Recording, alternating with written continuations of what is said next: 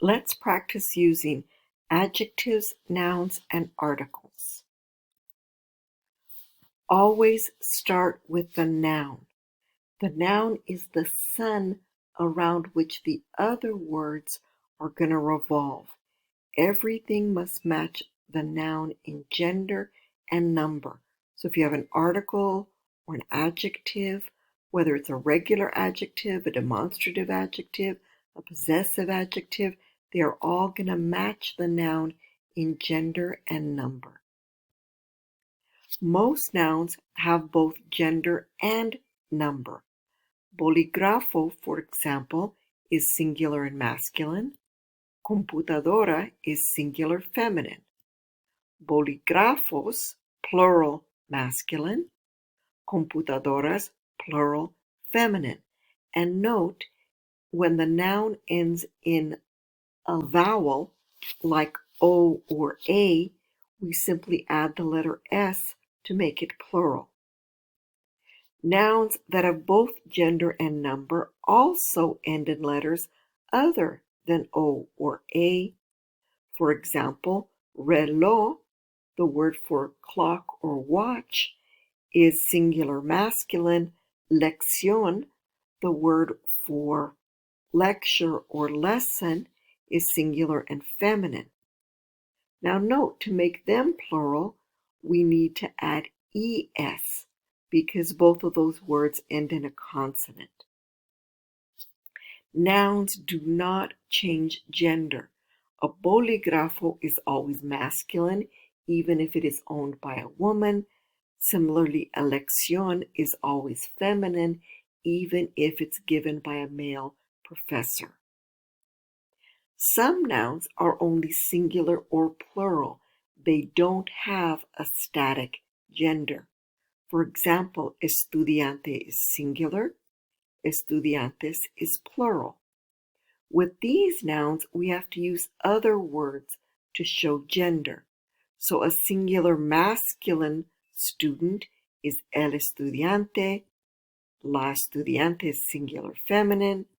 Los estudiantes is a group of students who are either all male or a mixed group of males and females. Las estudiantes is a group of only female students.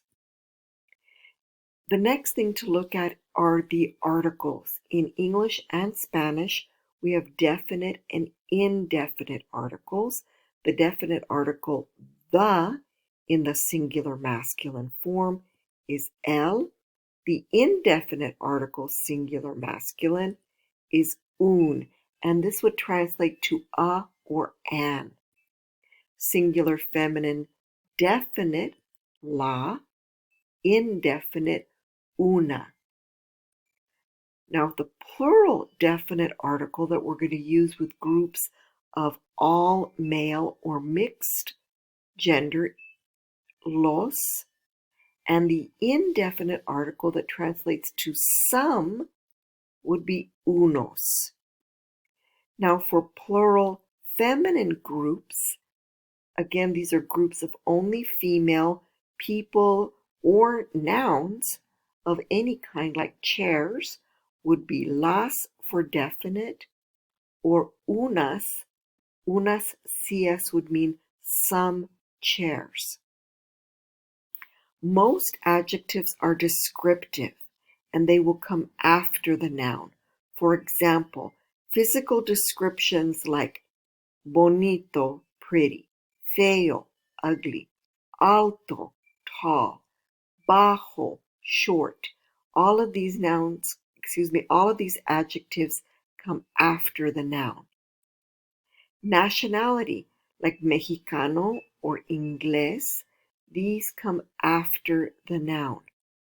Political beliefs, if somebody is conservador or liberal or liberal, if they're conservative or liberal, that adjective comes after the noun.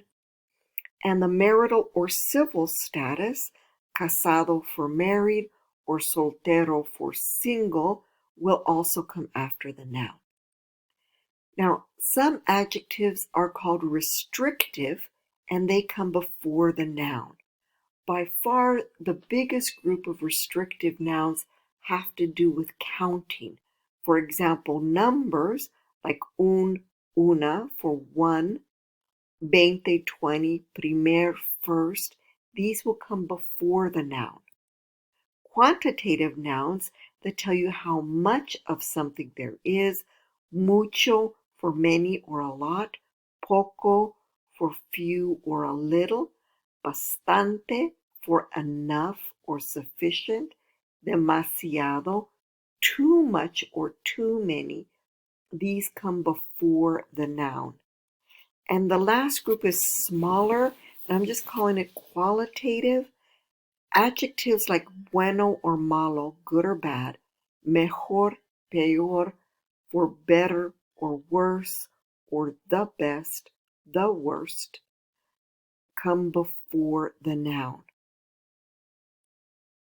Some adjectives change meaning if they're placed before or after the noun. So the adjective bueno, if it comes before the noun, it means good. If it comes after the noun, it's going to mean tasty, so only use it for food. Now the adjective viejo, if it comes after the noun, we're talking about somebody's age, as in nuestro padre viejo, which means our old father. If instead we place it before the noun, nuestro viejo carro, it means our old car, the one that we've had for a while. Another word like that is grande. La gran cantante means the great singer. She's female and talented. Versus el cañón grande, which means the Grand Canyon, because it's really big. The adjective bajo is normally placed after the noun, and it means short, as in stature or height. Tu amigo bajo means your short friend. On the other hand, if you place it before a noun, it's going to mean it's of low or poor quality. El bajo reloj means the poor quality watch. Just a few more examples. Los estudiantes pobres refers to students without financial resources. They're poor in terms of money. Versus los pobres estudiantes, these students are poor in a much more fundamental way.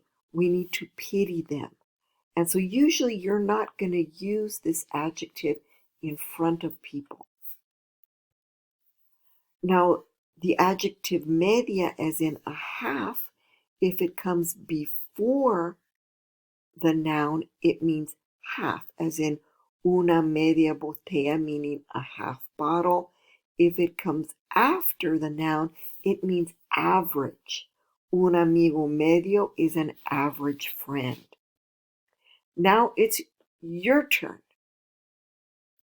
For the first couple of slides, I'm going to give you a hint as to placement. Again, begin with the noun. So the blue pencil. Go ahead and take a little while to remember the word for pencil. And then figure out the article and adjective that match it. And if you chose el lápiz azul, you're correct. How about the many yellow backpacks? Begin with the noun, and remember it is plural. Then take a moment to find a feminine plural article, feminine plural adjective for many, and a feminine plural adjective for yellow.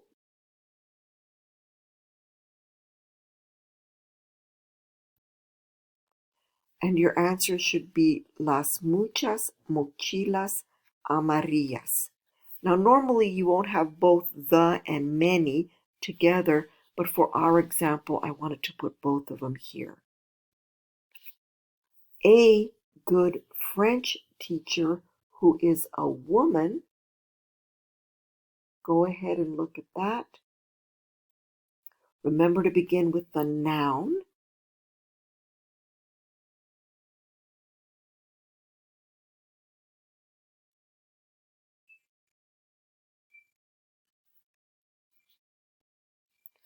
Una buena maestra francesa means a good French teacher. Some ugly notebooks begin with the word for notebooks.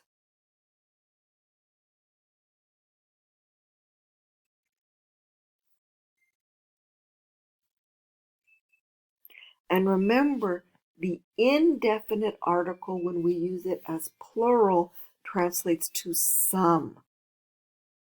So the answer here, unos cuadernos feos. A few open windows, again begin with the word windows, and notice again that it is plural and feminine, so everything else has to match. Before you finish, notice I said that windows is plural. You're going to see that in Spanish, instead of using una for we're going to have to use unas to match windows or ventanas.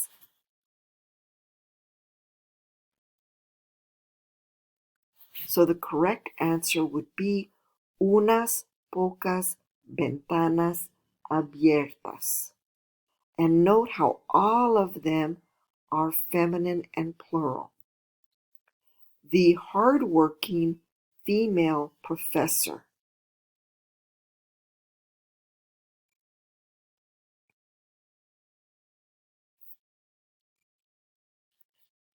La profesora trabajadora.